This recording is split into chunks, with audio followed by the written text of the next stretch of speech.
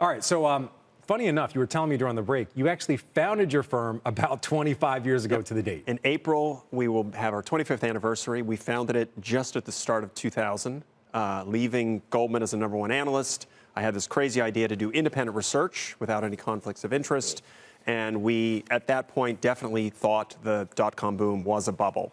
As you and I have talked before on this program about, the difference today is that companies like Apple or Google have 110 or $100 billion of net profit. And that wasn't the case back in 2000. So you don't see the same scenario shaping up here at all? Well, I definitely see a lot of frothy companies in the market and a lot of stretched valuations. But you also, anchoring the market, have what everybody knows as the Mag 7, companies with enormous cash flows, capex budgets, and profits, and also with really a global reach that we didn't have for the companies back in 2000. So if it's not a bubble, what are we seeing right now? I mean, it does seem like investors may have gotten some religion when it comes to valuations and also some concerns about an economic slowdown. But I'm looking at a number of names right here and how far they're off their 52-week high. I'm looking at Alphabet almost in bear market territory, down about 19% off its 52-week high. Amazon 16%, Meta 16%. Similar story for Microsoft. What does this mean to see these stocks pull back to this level when you're saying at the same time they have very legitimate businesses and earnings and revenue? Right. Well, obviously, the thing that sits in between that is valuation. And right now, you have the unusual situation where a company like Apple or even a company like Alphabet, in the case of Alphabet, is trading below a market multiple, which typically you didn't see. You would typically see tech taking a premium because of the growth. And right now, people are concerned about not only overbuild, but about, and not just the tariffs affecting tech for a company like Apple, but about regulation coming in and changing the nature of what Apple does or Google does after the antitrust trial, or what happens to Meta or what happens to Amazon. So you have a whole bunch of exogenous issues now that are getting investors concerned, and they're not sure that that perpetual growth is going to carry on. Exogenous, I like that word. Yeah.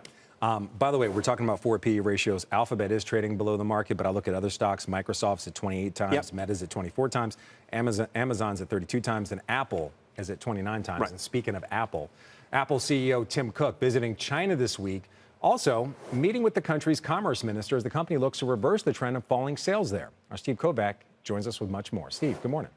Hey, good morning, Frank. Yeah, that's right. CEO Tim Cook was in China this week, and that's ahead of an anticipated Apple Intelligence launch in the country later this spring. Late last night, Apple held a virtual session for Chinese developers where they walked them through Apple Intelligence tools, how to build their apps for it, but no indication of when they'll be able to use it for Chinese users. Now, that trip comes at a pivotal time for Apple in China. Sales were down 11% in the December quarter that just happened, and the business has been struggling to grow since Huawei started selling iPhones in China a couple years ago. Now, to put that in perspective, Apple did almost $24 billion in sales in China in the December quarter of 2022. Back in 2024, though, it was $18.5 billion the same period. And meantime, Apple whiffed big on its AI Siri upgrade that was supposed to launch this spring along with that Chinese Apple Intelligence launch. That's delayed until at least next year now, and it's going to make Apple Intelligence a much tougher sell to those Chinese customers because there are really only minor features so far, and the marquee feature is the ChatGPT integration, which, of course, Apple didn't make. A bright spot, though, there are Chinese government subsidies happening now for smartphones that could give Apple's business a boost this quarter. Cook actually hinted on that last earnings call. He expects the government stimulus to help move more iPhones in the March quarter. Also found a local AI partner in China that will be Alibaba taking the place of OpenAI. And in the meantime, Cook's playing diplomat out there in China, saying all the things he needs to say on this trip. While in China, he's been praising DeepSeek's AI model, which was developed in China, and announced a $100 million investment in clean energy, along with increased investment for rural education programs. Also met with China's commerce minister yesterday as well. All of this, though, with the backdrop of that looming trade war between the U.S. and China, with President Trump promising more tariffs next week. Analysts estimate that 20% of tariffs on Chinese imports right now, they're going to hurt earnings by a few percentage points this year, Frank. All right, Steve, stick around. We're going to continue this conversation. We're going to turn back to you, Richard. What do you make of some of these issues that Apple seems to be having in China? And also, I guess the rollout of Apple Intelligence that has failed to really wow people. Even with all those big news, those news reports about what Tim Cook was doing in China yesterday, I'm looking at the stock. it only rose about 1%. Yeah. Well, let's leave aside the daily stock movements and talk about glass half full, glass half empty in China. Clearly, Apple is not the local national champion, which they're trying to promote. Your reporter referenced Huawei. But name another U.S. company that has $70 billion of sales and $28 billion of operating profit in China last year. They're the only ones who, I call Tim Cook a tightrope walker, have been able to balance having a large China business and making profits there and not getting cracked down by the government on their business. If you step back and look at Apple Intelligence, something very unusual happened with Apple, and now they're feeling the pain from it. They launched a product before it was ready. If you remember the Jobs era, he famously would never launch a product that wasn't ready to ship in 2 weeks. In this case, they launched Apple Intelligence because they were seen as lagging, but the product was not ready for prime time.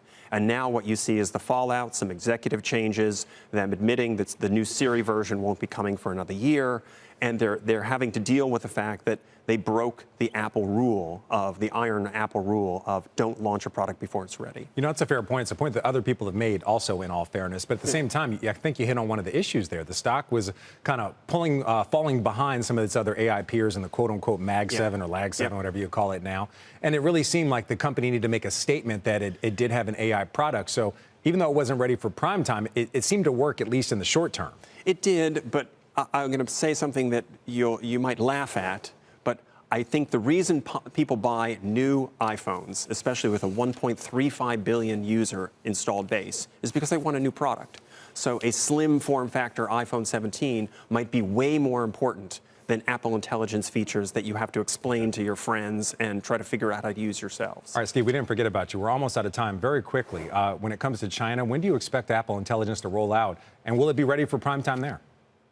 It's going to be exactly the same. So the short answer is no. It's going to be just the same features we're using today, except ChatGPT is going to be replaced by Alibaba's chatbot. And that's likely going to happen either next month or in May. They got to get this out before WWDC. This is their biggest market. They're going to try to make a marketing push around it, most likely, Frank.